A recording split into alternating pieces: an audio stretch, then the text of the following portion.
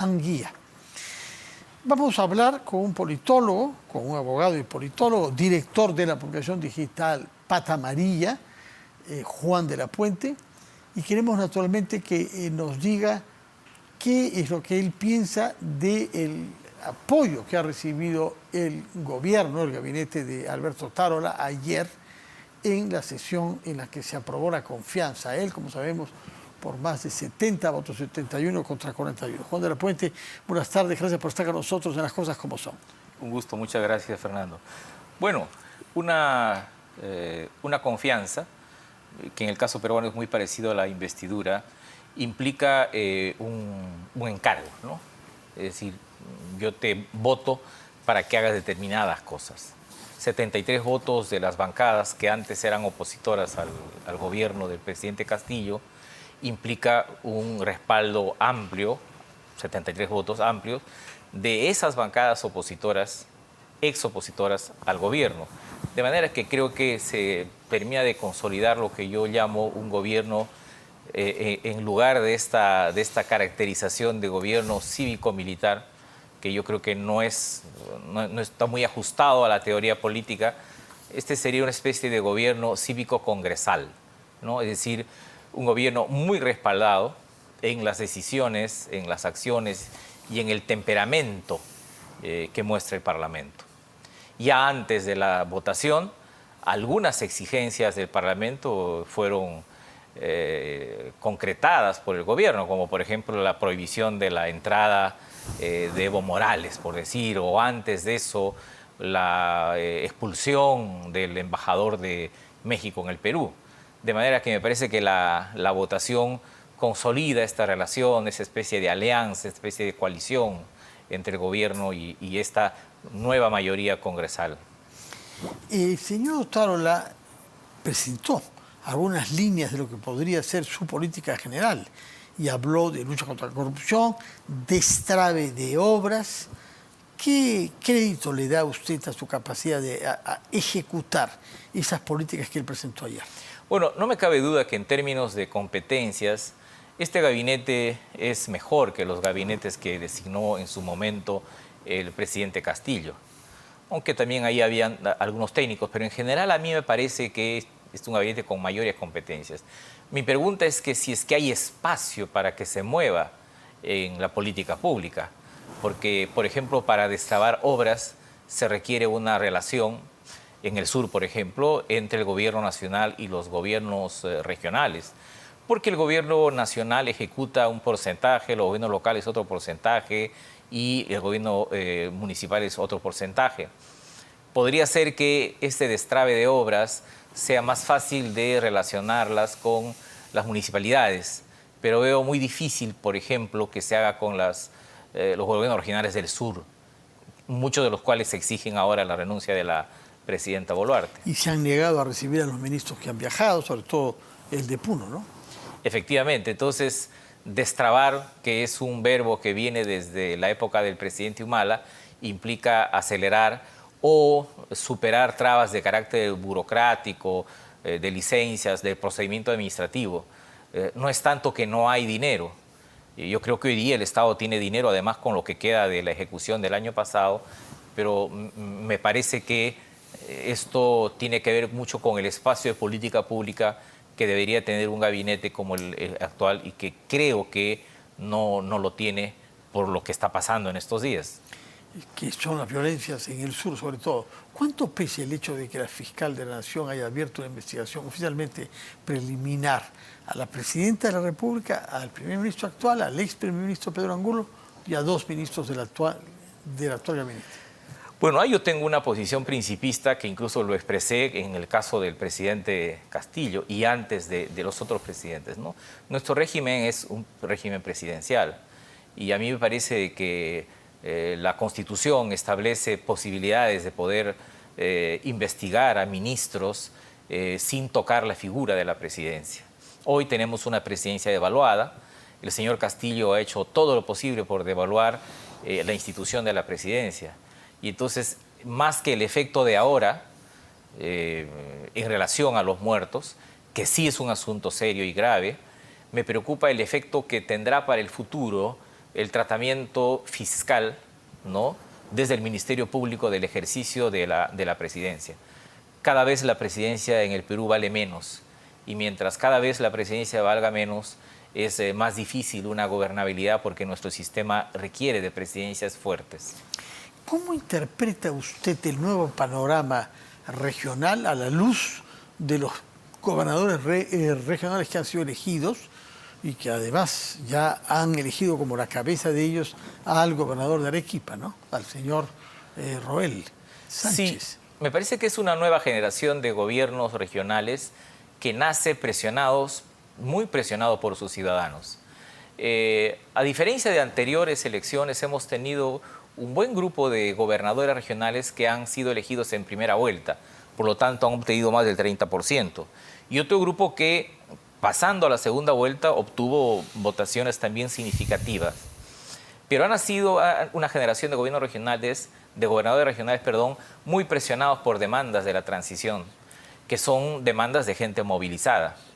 En la reunión del Acuerdo Nacional del día lunes, el temperamento de los gobernadores regionales era cuidar más el hecho de que sus poblaciones no fueran damnificadas por hechos cruentos.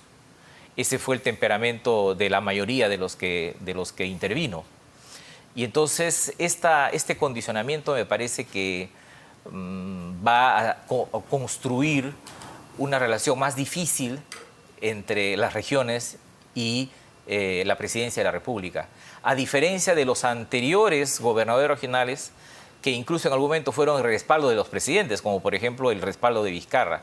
Ahora creo que esto va a ser un poco más difícil.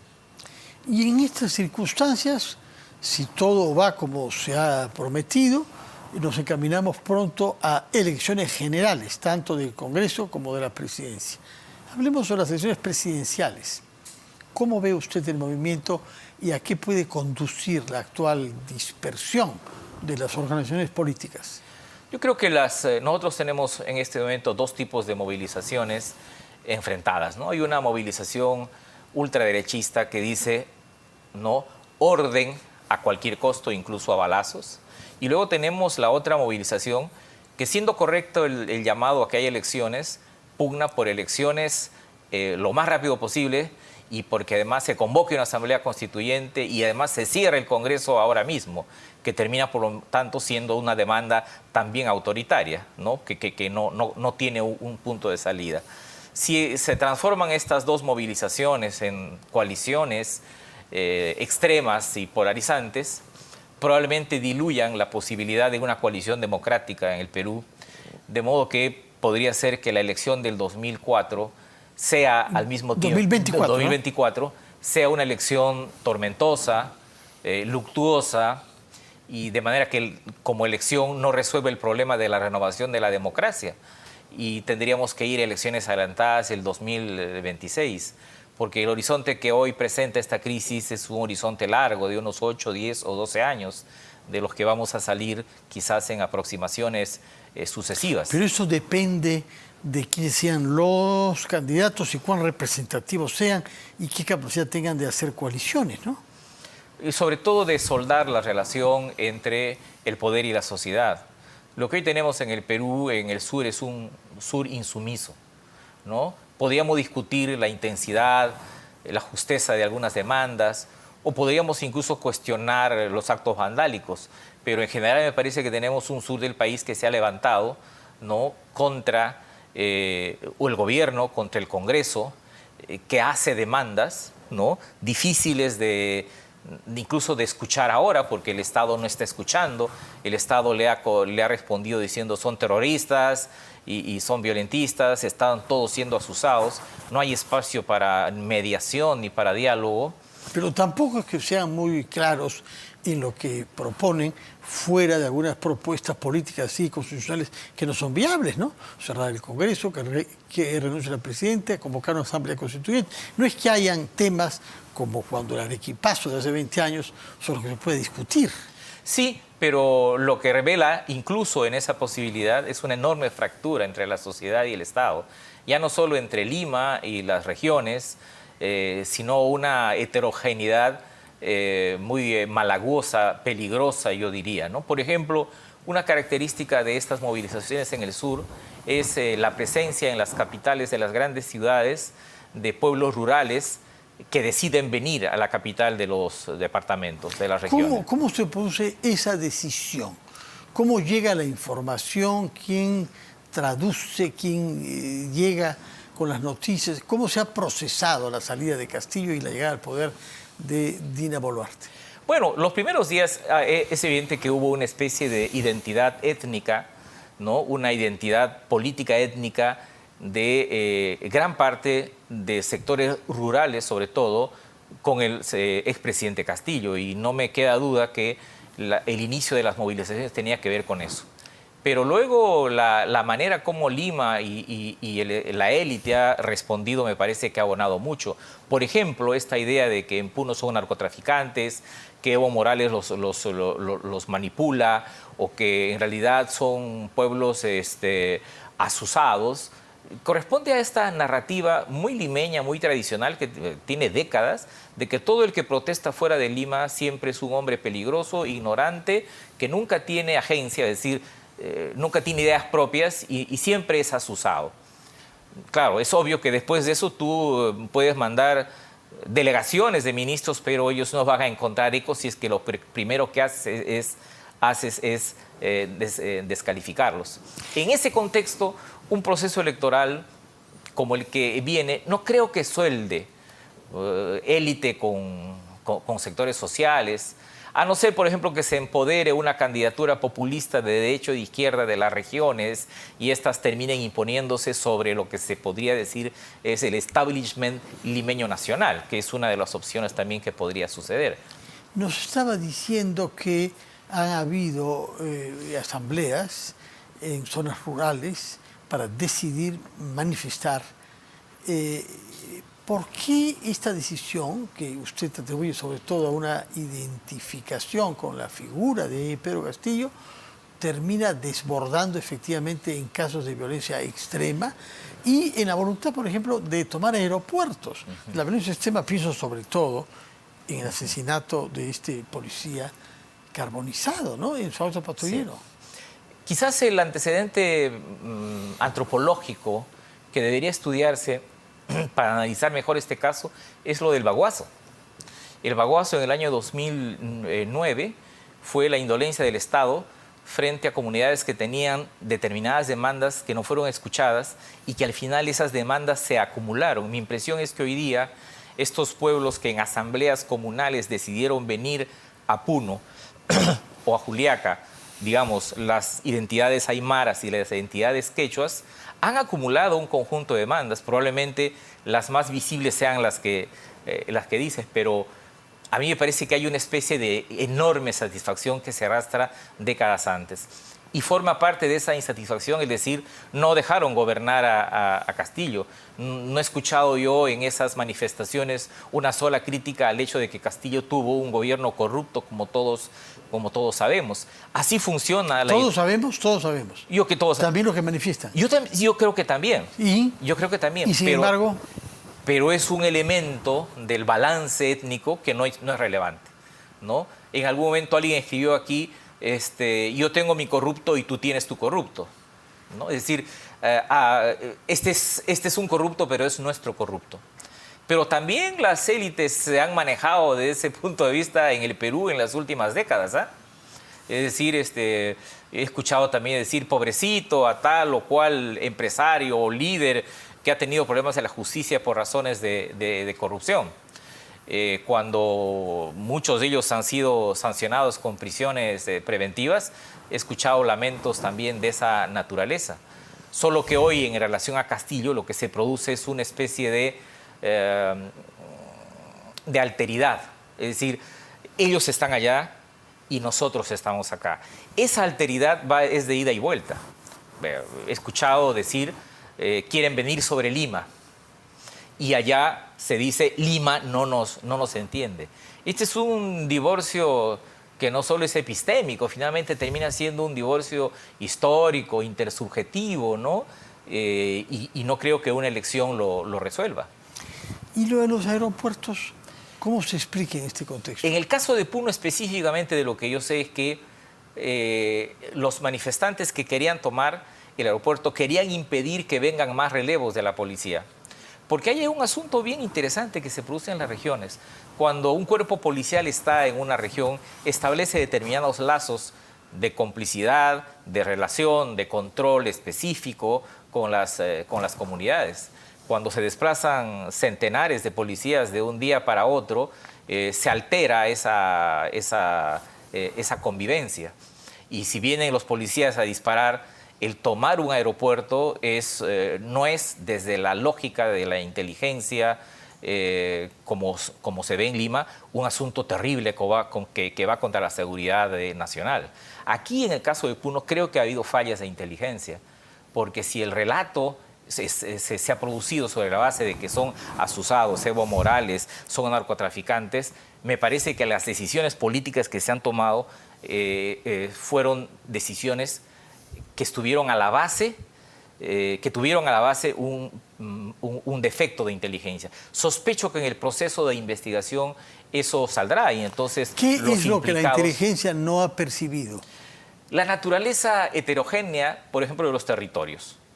Porque al inicio de estas protestas, los primeros días después que cayó Castillo, una cosa era Arequipa, otra cosa era Puno, Cusco, Andahuaylas, Ayacucho, Ica.